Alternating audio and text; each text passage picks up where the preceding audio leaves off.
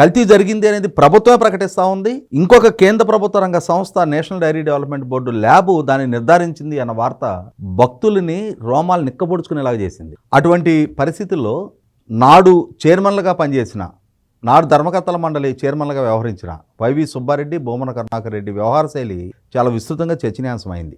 అయినప్పుడు ఆయన మీడియా ముందుకొచ్చి తిరుమల తిరుపతి దేవస్థాన ప్రతిష్ట చంద్రబాబు నాయుడు మంటగలుపుతా ఉన్నాడు, అసలు కల్తీ లాంటి సంఘటనలు నేను చోటు చేసుకోలేదు అక్కడ, మా చిన్నాయన సుబ్బారెడ్డి చిన్నాయన చాలా ఆధ్యాత్మిక చింతన కలిగిన వాడు, ప్రతి సంవత్సరం ఆయన అయ్యప్ప దీక్ష తీసుకుంటాడు, ఆయన సూపర్ స్వామి అని చెప్పాడు. జనరల్గా గురుస్వామి అని వింటాం మనం.